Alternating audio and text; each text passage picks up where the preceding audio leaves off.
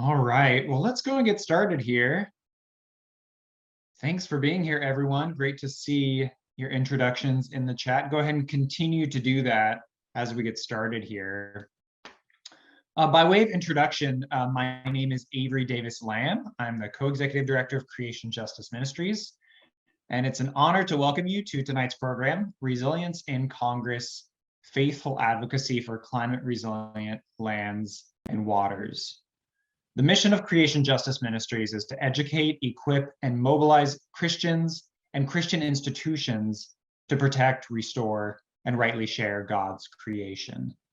Today's program is part of our Climate Resilience Workshop series, in which we're asking the question, how can our churches be hubs of climate resilience in our communities, helping our neighbors weather the physical and the spiritual storms of the climate crisis?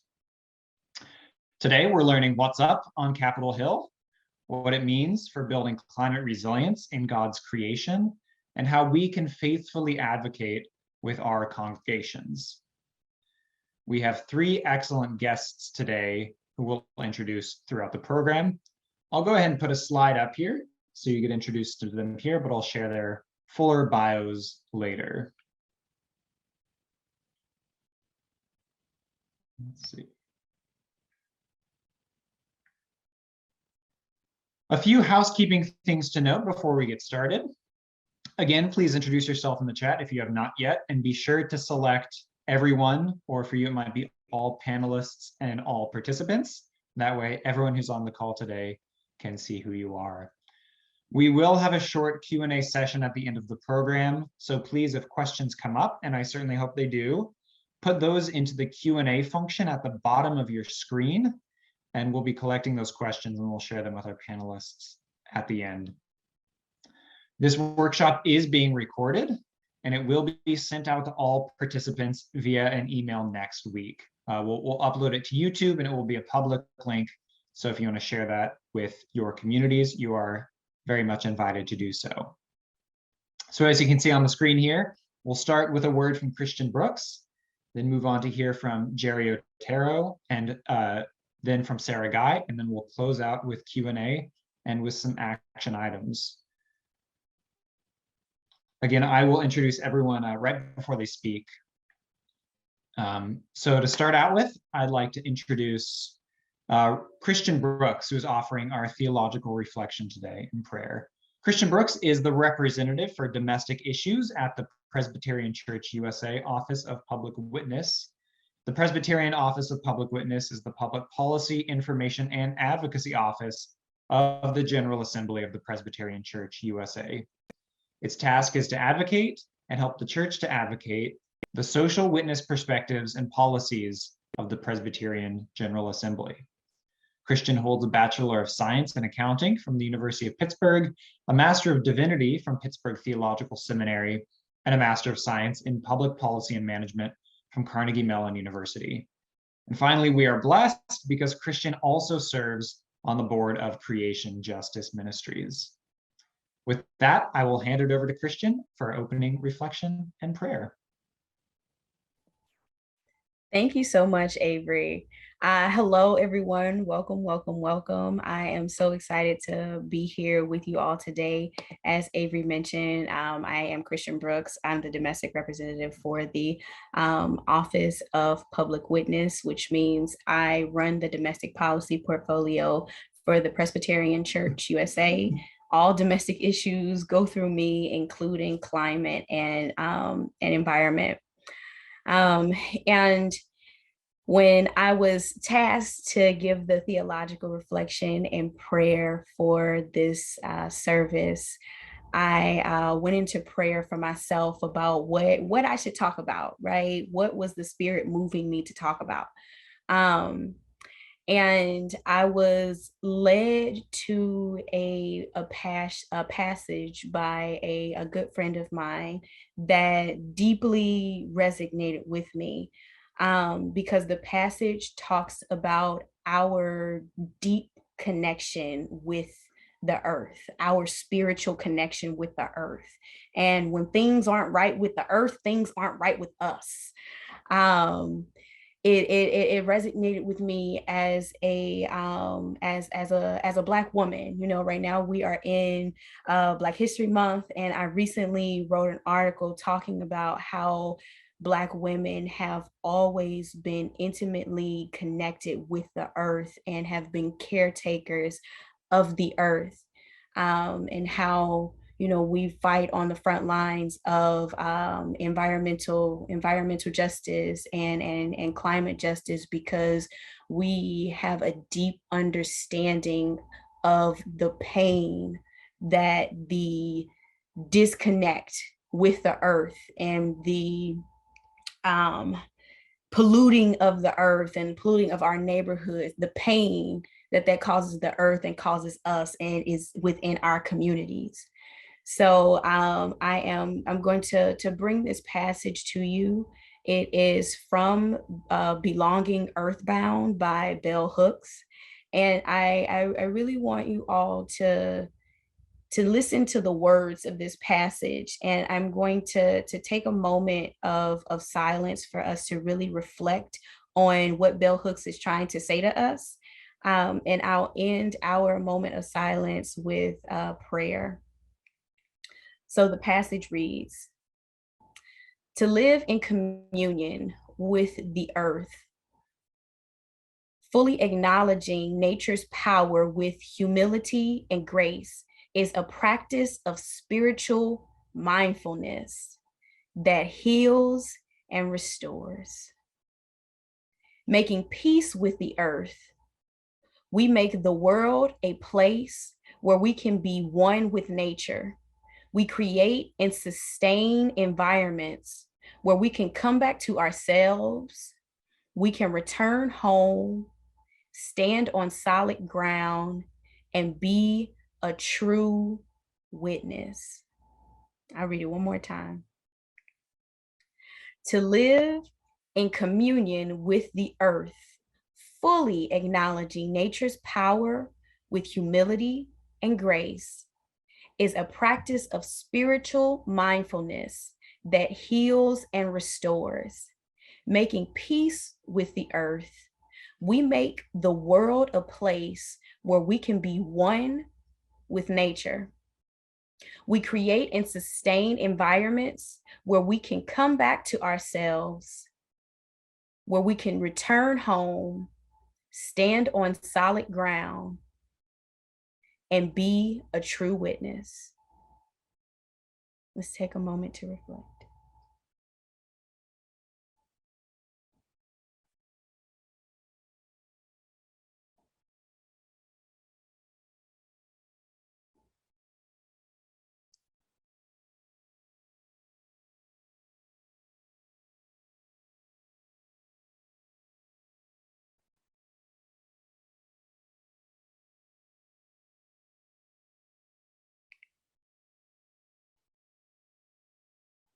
Please pray with me. Almighty Creator and Redeemer of all things, we come to you with humble yet hopeful hearts, thanking you for the deeply sacred bond that you created between all of creation. Lord, we ask that you forgive us for the ways in which we have contributed to the disruption of that bond. Help us to turn from our harmful ways and teach us to properly care for creation. Hear the cries for justice and relief echoed throughout the world. Teach us to make peace with the earth and continually remind us of the cries from the earth and the suffering of communities around the world because of the climate crisis. Lord, we pray for courage to continue to speak boldly about the importance of climate resilience.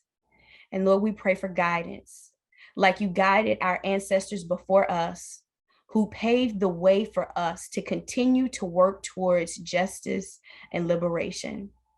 Lord, we pray that you continue to help us mend our relationship with the earth for the betterment of creation. It is in your love and mercy we pray. Amen. Amen. Thank you, Christian. Thanks for sharing your words and sharing the words of my beloved sister Bell Hooks. Thank you. What a great start. Well, now we're going to transition to the main part of our program. First, we'll be hearing from Jerry Otero. So Jerry Otero is the Legislative and Policy Director for the Grand Canyon Trust. The mission of Grand Canyon Trust is to safeguard the wonders of the Grand Canyon and the Colorado Plateau while supporting the rights of its native peoples. Previously, Jerry has worked with the National Parks Conservation Association and served on the staff of 3 United States senators, most recently as an aide and advisor to Senator Mark Udall of Colorado up until 2015. He is a 4th-generation Coloradan, and he lives in the western part of the state. Please join me in welcoming Jerry.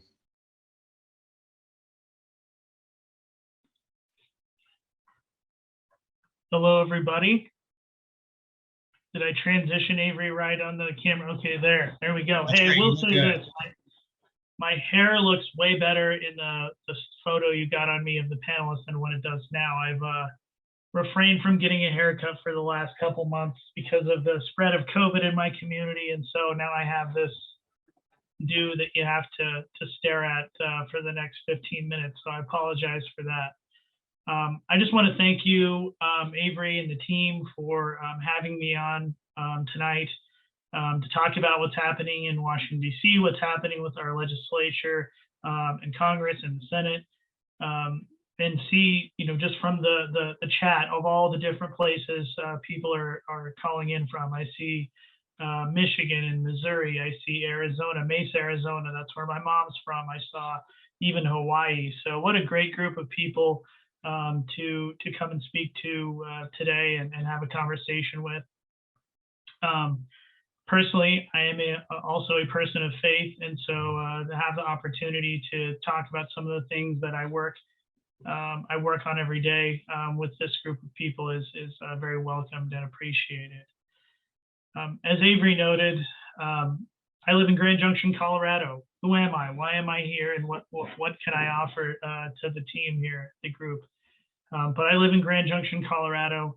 I've got deep roots in the West and care very much about the places that I work for. But also, as Christian noted, the suffering also connected to some of the injustices, connected to inequity, connected to pollution and contamination associated with those that are the most vulnerable, with people of color, with those that don't have a voice in these conversations. And as someone that is also a person of color, have an investment in how we shape our future, how we preserve places, how we protect them, how we make sure that the next generation can enjoy some of the same things that I got to enjoy living out West. And I'm sure in each one of your communities, you feel the same way.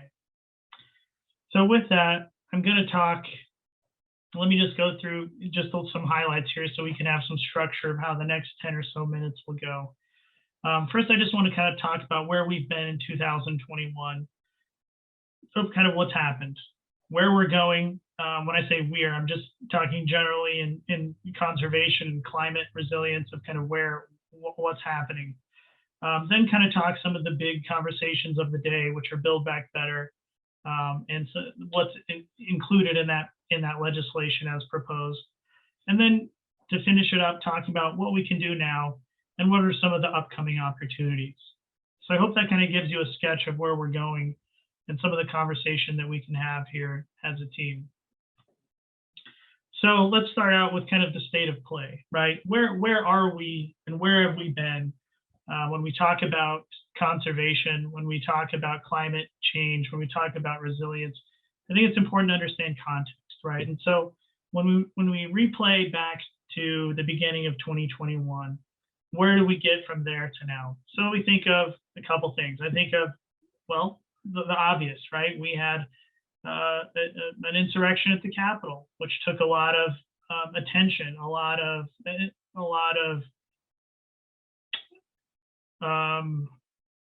it was a moment in history, right, to say the least. And I'm sure we could discuss that on another day at another time, but that is a significant event. We had the overlay of COVID relief, and having to deal with, which we still are in a different frame. But COVID, we had the appointment of new leaders in the cabinet after January 20th, after President Biden and Vice President Harris were sworn in. So you have to think about what our time frame is. That puts us in March of 2021, right? And so with that, we have the appointment of Secretary Holland, Secretary Granholm at Department of Energy. Now we have the appointment and confirmation of Director Charlie Sams, who is the first Native American, I believe, Director of the National Park Service. After a lack of senior leadership and temporary appointments in that role for 4 years. And so we've had key appointments to make important decisions in terms of how we adapt, adjust, and address climate resilience. So bear with me here, right? So we had appointments. Then we have to think of, where did we go from there as a country? Well, if you look at the spring and summer, much of the political air was taken out by the infrastructure bill. The infrastructure bill added, and I'll drop these in the chat here once I'm done, but added billions of dollars in funding for transportation, for public transportation and the innovation that comes with it, electrical, natural gas, etc. There is a massive plan now to remove lead pipes from a number of metro areas and communities across the country. We have the promise of the creation of 700,000 new jobs. And a lot of times I hear people say, well, what does the job creation have to do with climate resilience? Well, if industries create jobs, if people have opportunities, if people have different avenues to go down, it lessens the opportunity for going backwards. We go forward. And so that's a really good thing. We have a program to expand broadband internet across the country. We also have a very robust and serious commitment to climate resilience and addressing climate change through expansion of electric vehicles and electric vehicle charging. We have billions dedicated to wildfire and drought mitigation. And then we also have monies connected to addressing legacy pollution that has impacted the most vulnerable then, the most vulnerable now, and at-risk communities across the United States. So there's some real serious commitments within the infrastructure bill to address climate resilience. But with that, I would also add a couple things from my neck of the woods that I think are really important in terms of the West. And some of you folks that are out east, particularly in places like Pennsylvania and New York, will also see the significant benefit from this money, and that is with regrow. And what regrow does is it dedicates money to the plugging, reclamation, and restoration of abandoned wells and mines across the country. And that is a big deal. It's a big deal because mines and wells leak, contaminate, emit all across the country and have been doing so for more than a century. This money will go to really fixing the problem. Now, will it fix everything long-term? No, but it will measurably reduce contamination, leaking, and emissions in places like Colorado, Utah, New Mexico, Nevada, Pennsylvania, Texas, all across the country. So really good news there in terms of measurable, quantifiable reduction of emissions that will then help us with climate resilience. So that was kind of the big piece of legislation that moved through in 2021. Then we talk about kind of where we're going. What are some of the opportunities? What are some of the challenges of how we're going to look at climate resilience? And again, this is just my perspective. And what I would add is that I have an old lobbyist friend of mine that told me, if anyone tells you they know exactly what's going to happen in Congress in 2022, they're pulling your leg. So with that, I just want to note, these are things that we're anticipating. We don't know for sure where the world is going to go, where Congress is going to go, and where legislation is going to go. And I think that's no clearer exemplified than when we talk about Build Back Better, right? Build Back Better has got a lot of different facets to it. It's got money to address the issues of prescription drugs and healthcare. It's got significant money in terms of tax credit to create clean energy. It's got significant investment to address the issues directly associated with climate change that would build off infrastructure commitments. So there's a lot of different multifaceted kind of elements of Build Back Better. But the challenges we know now with Build Back Better is it could be Build Back Later or Build Back Never at this point. We just don't know where that package will go. And I think that comes down to simply this: votes, right? In Congress right now, and this may be a refresher for some and it may be new for others, right now in Congress, all budgetary bills, requirements can pass with a simple majority, which means that you would include all of one party or all of the other, plus the tie-breaking vote of the president of the Senate, which is the vice president of the United States. And so with Build Back Better, the legislation had to include a budget tether, which then goes through a filter called the Byrd Rule, which is, and I'm not going to go too far into the details, but the short of it is, it's really an assessment of does it meet the threshold of budgetary requirements. And that's reviewed by the Senate or House parliamentarian that then determines its eligibility. But the short of it is you have to have the votes, right? And so with Build Back Better, what we saw in December is the Biden administration and the Senate, the Democrats in the House and the Senate, simply just did not have the votes. They had them on the Senate side, the president supported, but in the Senate, simply just did not have the votes. Now, with other things, we have to think about what are the majorities, right? So in every other case, you have to have a supermajority or a 60-vote threshold to pass legislation. And that's where we see the logjam. That's where we see the division. And that's where we see kind of the divide, right? In that the two parties have yet to find common ground to look at some of these issues that we are all here looking at in terms of climate resilience. And so to know where this will move, we're not quite sure. We may see Build Back Better pared down. It may be broken and shattered into different pieces. But it does have some critical pieces that I think this group and others would care about in terms of climate resilience and addressing some of the issues that were highlighted, and I'm sure Avery leads on every day.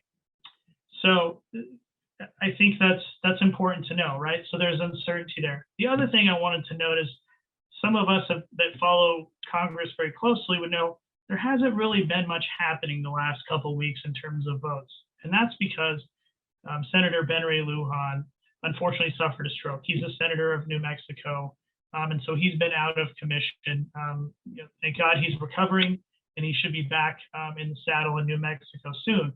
But with that, that shows you how thin the margins are when it comes to votes and moving one way or the other if one senator is out because of a medical issue, like we just seen with Senator Lujan. So when he gets back, we'll see how some of these different pieces of legislation come together. I also wanted to note that within Build Back Better, how it's kind of coupled with the infrastructure bill, just because Build Back Better may not pass, whether you have views in support of it or against it, that's okay. I'm not here to convince anyone to support or oppose. What I am saying is that there are components in there that I think are integral for this team to understand and to get a grasp on. Certainly I can share that, and I will in the chat of some of those details, but I only have a few minutes here left to talk, so I'll send those in the chat. But I think the overall thing to think about in the infrastructure package in terms of climate resilience is real commitments to EV charging and expansion of that network, wild and drought mitigation, legacy pollution, addressing those inequities that are tethered to that, plugging of abandoned wells and kind of measurably reducing that carbon footprint that's seeping into the atmosphere. And then also understand that there's a lot of energy efficiency initiatives in the infrastructure bill to improve our current energy generation footprint to measurably reduce emissions and then in turn address our climate resilience issues that we're talking about here today. So I just want to end with this. Let's think what I would pitch to you, hat in hand, as someone that does this work and is kind of in this world every day, is to think about a couple things. One, to think about intersection. Oftentimes in the conservation world, we think about preservation of acres or a new national park or a new national monument. And those are fantastic things. And I think those are the things that keep us going every day, is to understand those really great opportunities. But I think now more than ever in the 21st century, there is an intersection between economics, opportunity, inequity, and conservation, in that expansion of broadband in at-risk communities is at times equally as important as maybe a preservation of a certain space, in that the simple equation is this is connected to that. And I would pitch to the team, in order for us to achieve full climate resilience, to address the issues of climate change, that we have to look at not just the restoration and preservation of something, but the economic opportunity, and thinking about the suffering of communities across the country. How do we create a set of both conservation goals, but also ones that look at making communities whole, addressing the issues of inequity, and also providing not a handout, but an economic opportunity to communities that have suffered the brunt of much of what we've seen in terms of climate inequity in the past. Lastly, I'll say this: upcoming opportunities, right? What can we do now? Well, I'm going to drop in the chat a few things. There's a guidebook to not Build Back Better, a guidebook to the infrastructure law that you could use as an NGO, or if you're part of a municipality. It's kind of a how-to. How does the money roll out? How does funding occur? Who's eligible? I'll drop that in the chat. And then I'll also drop in the chat a link to kind of the first 100 days of where the infrastructure bill has gone and how it's being implemented. I'll drop that. And then lastly, I think let's think about what are some of the things that are coming forward. 30 by 30, right? Preserve 30% of the lands by 2030. Important conversation, important thing to dedicate time and effort to. I would encourage you to take a look at that. The Justice 40 initiative, which is to dedicate funding and monies to address some of these inequities connected to the work that we're all doing here. That's a Biden-led administration, Biden administration-led effort. I'll drop that in the chat as well. And then lastly, one of the most recent things I've seen was a couple hearings that were dedicated to environmental justice, led by Chairman Grijalva in the House Natural Resources Committee. And it's really essentially a commitment, not just through culture, not just through words, but through legal action and legislative framework to ensure that all people have access to clean air, clean water, have opportunities to preserve communities moving forward, and create legal framework for them to defend themselves in a number of different circumstances.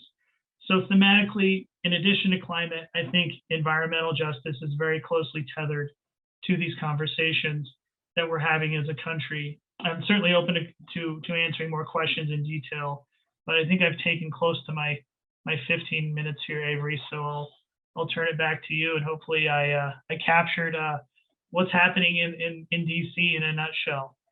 Great. Thanks so much, Jerry. Thanks. What an excellent intro into just kind of orienting us to where we are right now, where we've been over the last year and a half, and where we might be going, which, as you said, no one knows for sure, but that shouldn't be a barrier to engagement.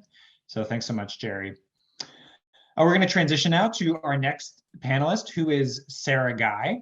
Sarah Guy is the Director of Strategy and Outreach for Ocean Defense Initiative, where she works to strengthen ocean conservation leadership in Congress and the administration, and highlight the importance of the ocean climate connection among both decision makers and the public. The Ocean Defense Initiative project supports policies that would leverage the ocean as a source of climate solutions, benefit ocean wildlife, protect ocean ecosystem health, and ensure the sustainable use of the ocean and its resources in a changing climate.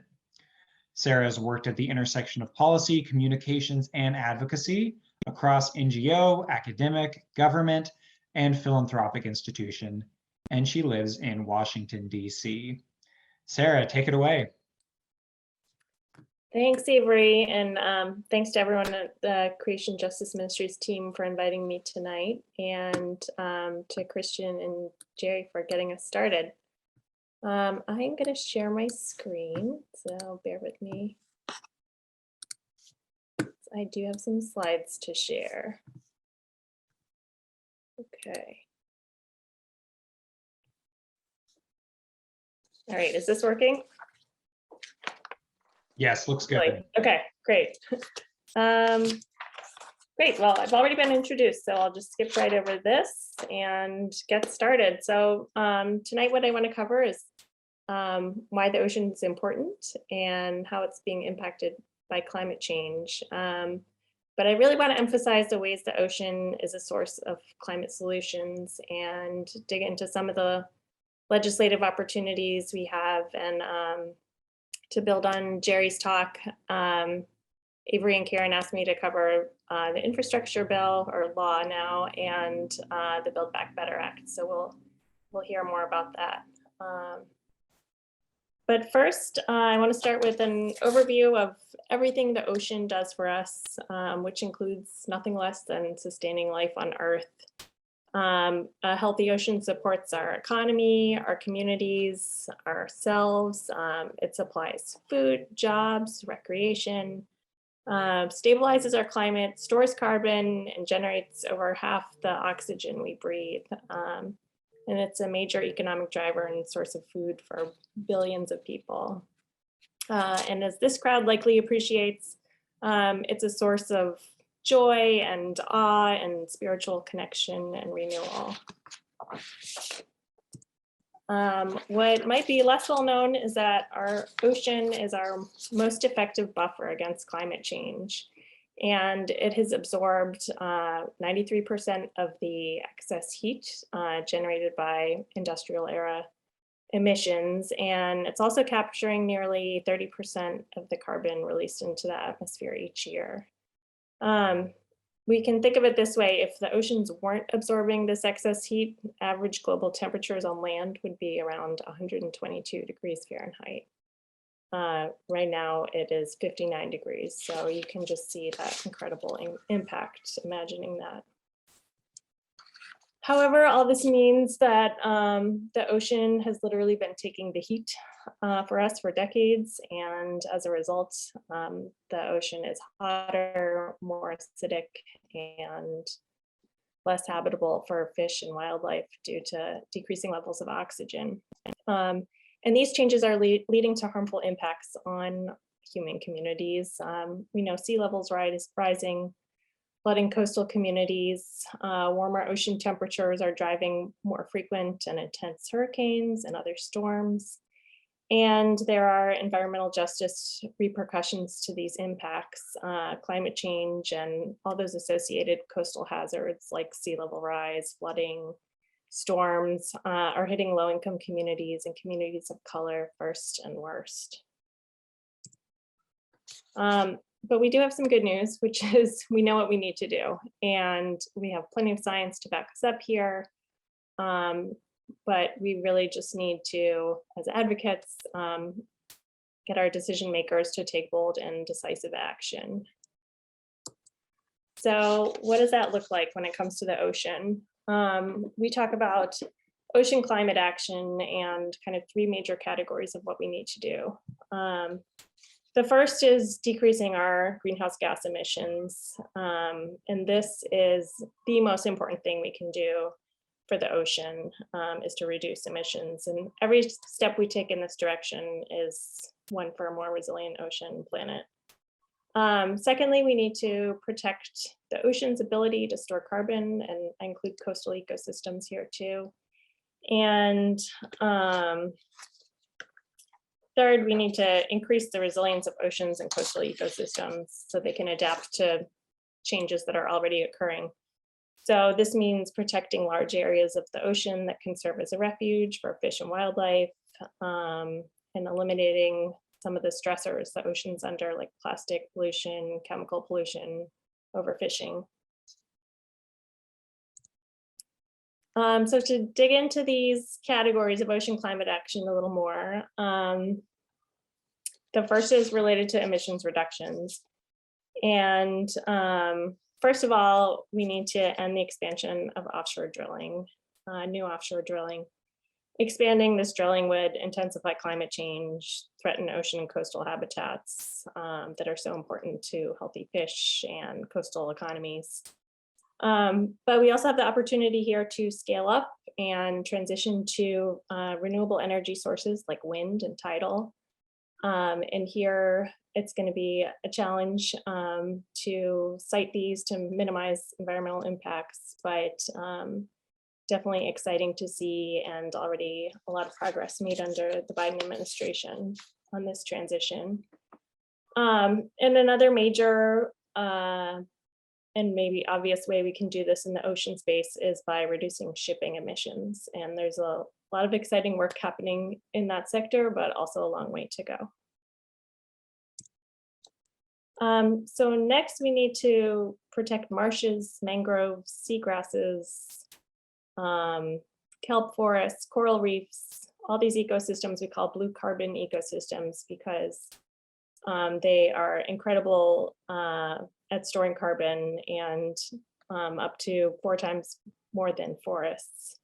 And unfortunately, they've been hit hard by human development and other stressors. So we need to both protect intact ecosystems, but also work to restore those that have been degraded. And the last sort of category of ocean climate action is all about resilience. And we need to invest in coastal restoration projects. And we'll get into this in the legislation details too.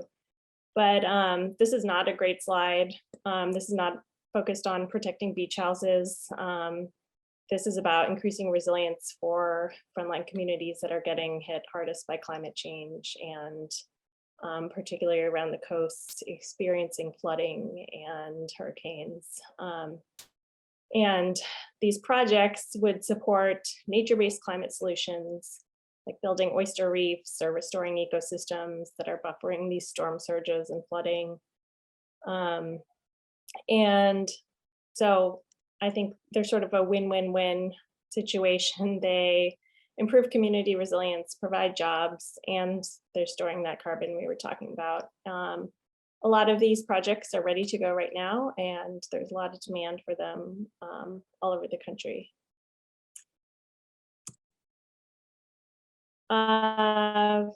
Jerry touched on 30 by 30. This is the same idea for the ocean. We need to create ocean sanctuaries where fish and wildlife can thrive through marine protected areas and protecting 30% of the ocean by 2030. And as I mentioned, we need to reduce stressors the ocean is under, like plastic and chemical pollution and overfishing. Scientific studies have shown us that healthy fisheries are better able to adapt to climate change. So we need to do what we can, both as consumers and as advocates for strong fisheries management to bolster fisheries health. So the ocean provides so much for us, but we need to take action now. And those are some of the main things we can do related to the ocean to help it out. So quick review, and Jerry covered a lot of this, of some of the key legislative efforts that include the ocean.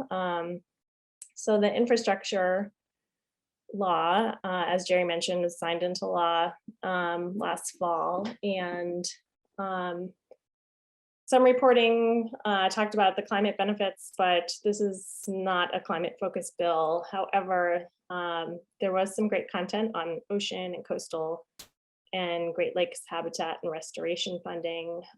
It just falls far, far short of meeting existing needs. So right now, agencies are rolling out their spending plans, opening up grant application processes to states and tribes and other local communities and groups who can access this funding.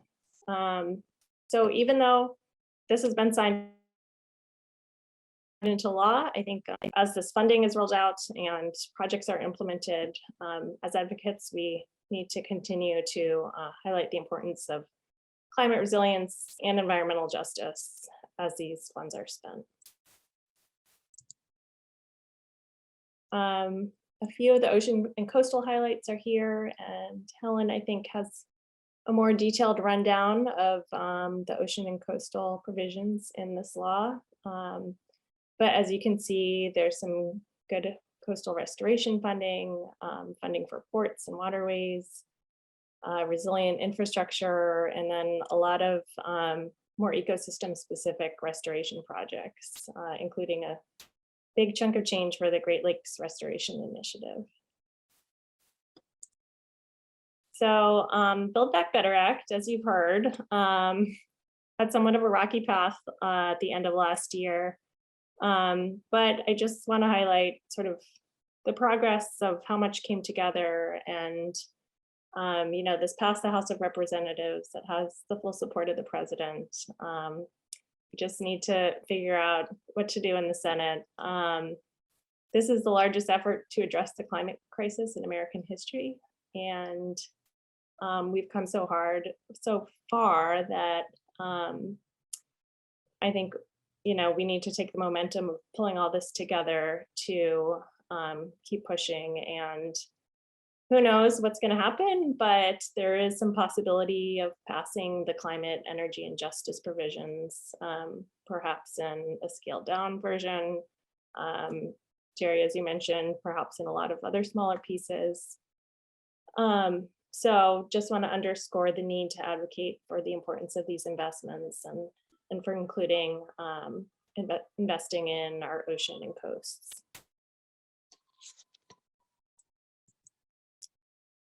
So some of the ocean and coastal highlights, and again, I think Helen has the full rundown here, but there's $6 billion for coastal restoration, and that is a great level of funding that we had originally advocated for 10 billion. You know, I said that there is need for these funding and demand for these projects. There was an analysis by Coastal States Organization that identified over 6 billion projects in just over half of the coastal states. So the demand is really there. And I also want to highlight that there's no matching requirement, which was a step in the right direction from a justice perspective. Historically, this funding for these types of projects had required communities to raise matching funds, and obviously that excluded communities who couldn't raise those funds and who are needing these projects the most. There's also funding for cleaning up ports, and that includes toxic air pollution and also progress toward electrification and reducing emissions there. There's funding for Pacific salmon restoration, some of the critical capacities at NOAA, and a couple of policy changes, including a permanent ban on new offshore drilling. This is actually in the House bill only. And then a reversal of a offshore wind leasing ban that was left over from the Trump administration in the South Atlantic. So those are two of the major things. I did want to highlight a couple of other opportunities moving right now. The Competes Act is a global competitiveness bill that has passed both the House and Senate. And there are some great provisions in there for ocean protection and in particular stopping illegal fishing. And then the Ocean-Based Climate Solutions Act of 2021. We don't anticipate much action on this bill this year, but I did just want to point it out because it's the most comprehensive and ambitious bill on ocean climate action. And I think we'll see other bills pulling from that one kind of as inspiration throughout the year. And then also, of course, you know, we are focusing on Congress tonight, but the administration also has a lot of opportunity to act on these issues. And these are some of the places where they can make a difference. So with that, I will say thank you. look forward to hearing your questions and maybe what resonated with you. And thanks again, Creation Justice Ministries, for having me. Great. Thanks so much, Sarah. What an excellent presentation. Thanks for the very quick deep dive into both the infrastructure package and Build Back Better. So again, if you have questions for our panelists, please drop those into the chat. We have a few minutes here to get to those. And I want to start out with one, and I'll go and ask Jerry and Christian to get your cameras on. And we'll sort of do a gallery mode presentation here. You know, a lot of folks here are part of congregations and communities and are going to go back and, you know, consider how they can engage their communities in advocacy. So what I want to hear is each of you, you know, what's one thing that folks on this call can take back to their community as, you know, an easy action, or maybe not easy, but a bite-sized action, I guess, that folks in congregations can take to move some of these important pieces forward. Let's start with Sarah, and then Jerry, and then Christian. I think, you know, there's been a lot of negative coverage of Build Back Better, but it's helpful in our communities and congregations to go back to really how much was achieved and how close we got last year, and just to keep up the momentum. And as far as, you know, bite-sized things to do, I think that's sort of personal. You know, everybody needs to think about how they want to engage and what best suits their skills and interests. But yeah, just keeping up the support for passing some strong climate provisions.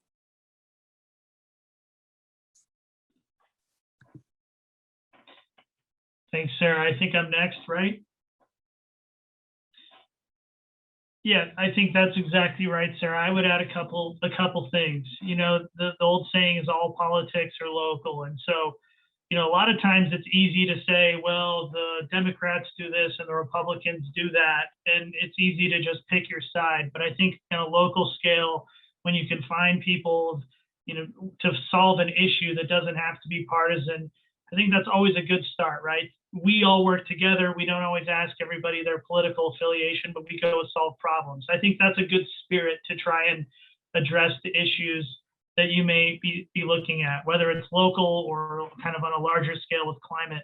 The other thing I would note is, having worked in Congress for 10 years, and Sarah, you're in DC, you've probably been in those conversations a lot, is that sometimes I think people underestimate their ability to influence decisions, right? You know, the people in the suits that go to the meetings, they're there every day in Congress lobbying. But what's also important is when maybe it's a group of a couple people that set up a Zoom meeting with your local representative that's, you know, in your community, that's your senator or congressman or woman, and having those coalitions to say, look, we care about this thing, let's go do it. Or it's students, or bringing those people along. It doesn't mean you got to pay, you know, $1,000 to get on a plane to go to DC. There's a lot of ways to do it. It doesn't mean you have to get up in front of a bunch of people in a town hall meeting. Sometimes it's writing a note with some personal information and reaching out to people in a small group to put together a coalition or a letter. I just want to underscore, don't underestimate the ability of a small group of people to create a lot of influence and momentum if you're willing to just take that first step. You know, the people that work in those offices, some of them have been there a long time, they're powerful people, but they're just people too, right? And so having that kind of spirit to engage in that way, I think is always a really helpful way to go about it. Great. And Christian?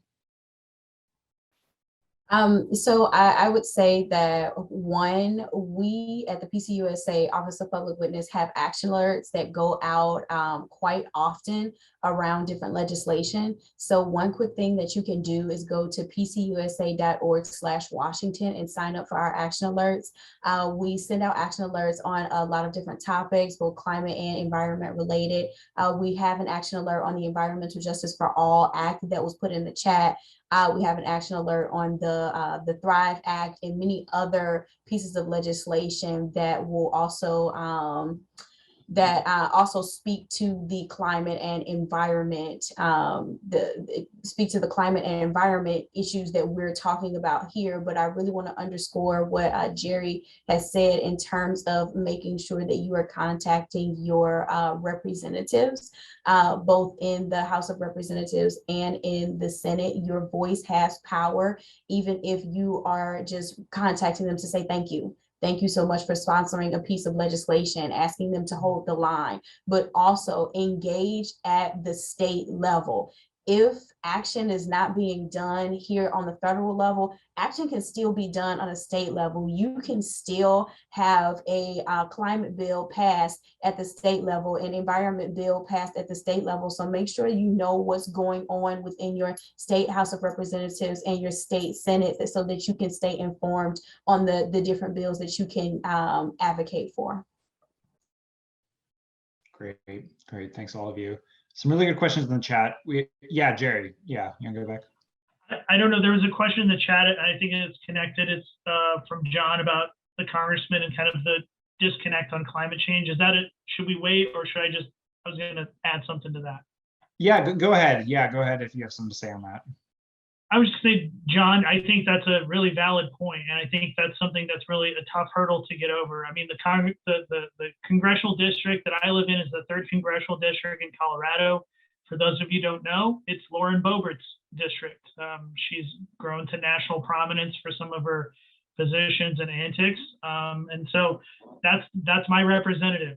So with that, I think it's important to, when you talk about, that disconnection between the acceptance of climate science and other things, is we can always talk about efficiency, right? Efficiencies are always really good things. Talking about pollution, talking about contamination, those are things that I think are more universally accepted than the whole bite sometimes of the apple that is climate change. I know it's an uphill battle, and I know it's tough, and I know it's really frustrating. But I think when you talk in terms of some of those more smaller scale terms to start to achieve and build a relationship, I think that's maybe a place that I just have found slightly more productive than the debate over whether or not climate change is real or not, because I know that is a real frustration. But I think some of those just terminology and messaging can help, because nobody likes pollution, nobody likes contamination, nobody likes some of those things. And I think so if we can try to start to engage on those terms, I think that can be helpful as well. Yeah, great, Jerry. And I'll just add on to that too. Oh yeah, go ahead, Christian, and then I'll hop on. Yeah, I just want to add in. So, sometimes for the folks with the non-believers, so to speak, in climate science, sometimes you have to help them understand in terms that they understand. Climate change also affects businesses. Climate change also hits the pockets where it hurts. If we look at insurance, home insurance, condo insurance, insurance policies are going up because of all of the climate, the climate issues that are going on. We have flooding, you have wildfires. All of these different issues will continue to affect different industries, and they will continue to cost money. So even at some point, the non-climate science believers will have to understand that even if you don't believe this, you believe in money and you believe that this is affecting your pockets. So we have to make some type of change. Yeah, that's great, Christian. And the thing that I would add to that is that's why a resilience perspective, I think, is actually a really good entry into this. Is you could even chop off climate off the beginning of climate resilience, but whether it's in Western Colorado or on the Eastern Shore of Maryland, wherever, like Christian was saying, climate disasters are here. And, hopefully representatives want to take care of their constituents who are facing the reality of climate disasters. So resilience could also be a good threshold into broader conversations about climate change. There are really good questions in the chat. I'll invite our panelists to look through those and just type in answers if you want, but we do need to transition and offer a couple of next steps here. So I'm just going to share my screen. The the first thing to close out today is to just share an action item. So, in the spirit of the learning that we're doing today, we want to provide an opportunity for you in this moment to engage in advocacy and to take this back and share with your community. And this is connected to an issue that, all of our presenters have mentioned, which is 30 by 30. And 30 by 30 is shorthand for a goal that the United States has agreed to protect and conserve 30% of its lands and waters by the year 2030.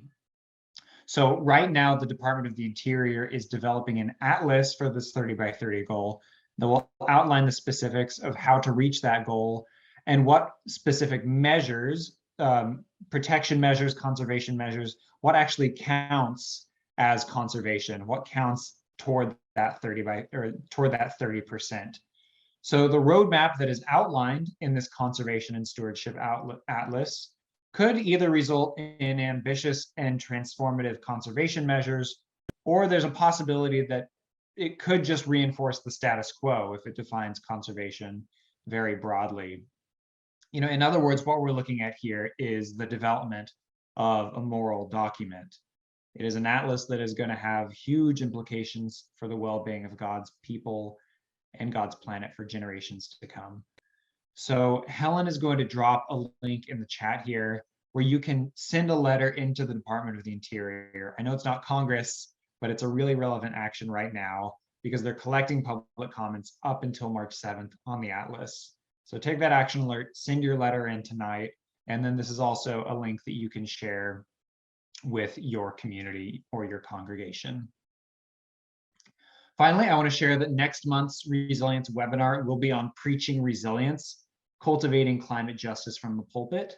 It is exactly 1 month from today on March 24th, and we will be featuring the speaker, Reverend Margaret Bolt-Jonas, who has written several books and is a very experienced speaker and preacher when it comes to climate change from the pulpit. So again, you can click in the chat to register for that, and we'll also include it in our follow-up email. I want to end by saying thank you to everyone. Thank you, Christian and Sarah and Jerry. Thanks to Helen for running tech today. And thanks to all of you for tuning in and for staying engaged throughout the program. Again, we will share the recording and we'll share our resources afterwards. And if you have any questions for me or the panelists, just send me an email. You all should have that from the email I sent earlier, and I'll be sure to direct those on. Blessings and have a wonderful evening. Bye.